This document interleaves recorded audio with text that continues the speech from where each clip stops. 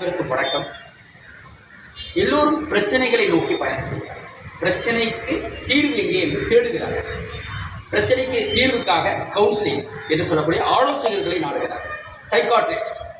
Psychologist என்று சொல்லக்கூடிய மனநல ஆலோசகர்கள், மனநல மருத்துவர்களை நாடுகிறார்.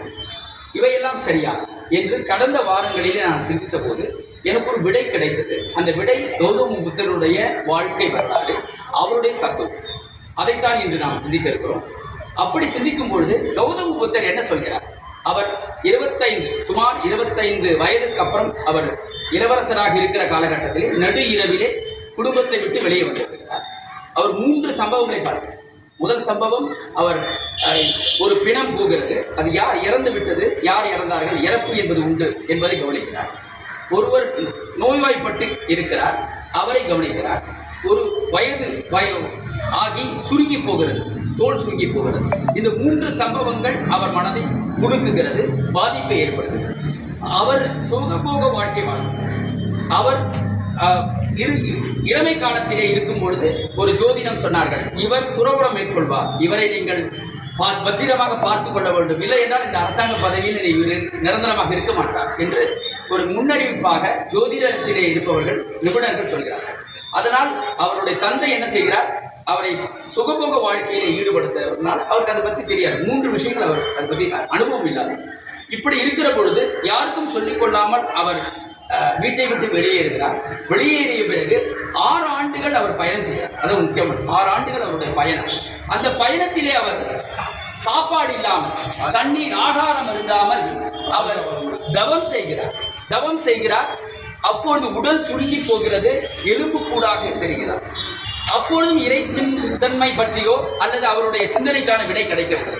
மீண்டும் அவர் சிந்தனை செய்கிறார், இதெல்லாம் தவறு, இது போன்ற தவம் இருப்பது தவறு என்று அவர் முடிவு செய்கிறார்.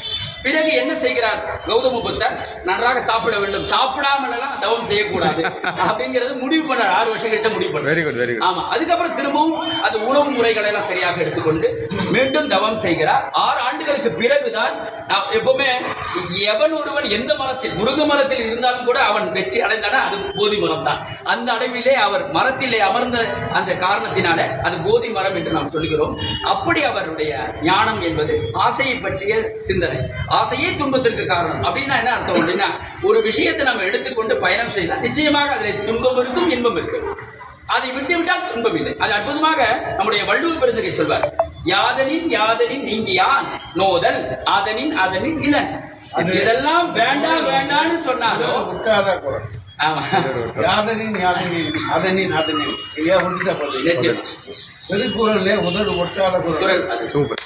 அதனால எதுக்கு இது சொல்ல வர அப்படின்னா, இது போன்று நாம் அந்த அற்புதமான அந்த சிந்தனைகளை நாம் கொண்டால் கவலை வேண்டாம்.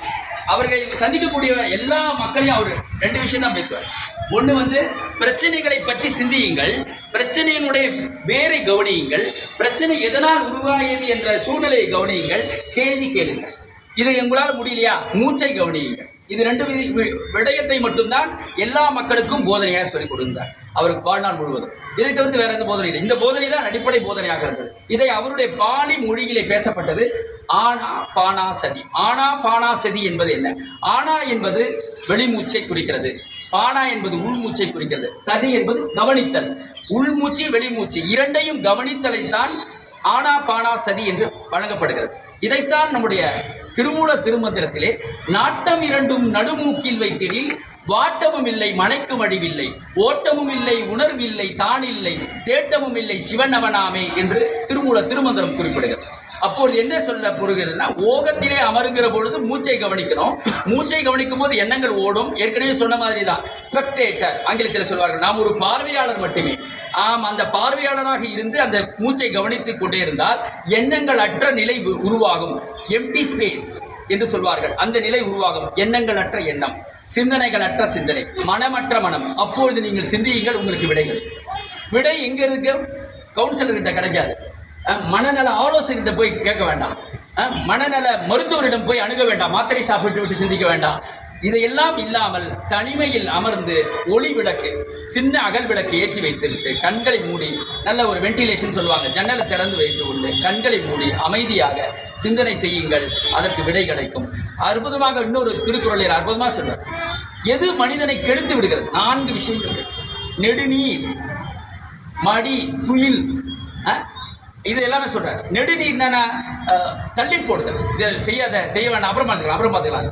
அப்புறம் வந்து மடி, துயில், அதாவது எது பண்ணுறது, சோம்பல் தனம், தூக்கம், இது எல்லாமே என்ன பண்ணுது, அவன் மனிதனை வந்து வேலை செய்யவிடாமல் பண்ணிடுது. 4 விஷயங்கள் கெடுநீரார் காமக்கடன் என்று சொல்கிறார். அதாவது மனிதனே விரும்பி ஏறக்கூடிய ஒரு படகு என்று சொல்கிறார். அப்போ வந்து தள்ளி போடுதல், ஒரு விஷயத்தை தள்ளி போடுறது, மறவி, அடுத்து மறந்து போகிறது, ஒரு விஷயத்தை எதுக்காக நம்ம இந்த உலகத்துக்கு வந்தோம், எந்த இலக்குக்காக நாம் பயணம் செய்கிறோம் என்கிறத மறந்துடுவாங்க. அப்படி மறந்து போகிறது. நெடுநீர், மறவி, மடி, துயில், 4ம் கெடுநீரா காமக்கல் என்பதுதான் வள்ளுவருடைய ஆழமான கருத்து. அப்போ 4 விஷயத்தை நாம் சரி பண்ணிட்டா நாம் வெற்றியாளர் என்பதுதான் இந்த அற்புதமான இந்த விஷயத்தை திருக்குறளிலும் திருமந்திரத்திலும் கௌதம புத்தருடைய வாழ்க்கையினுடைய தத்துவங்களிலும் உணர்கிறோம். வாழ்க.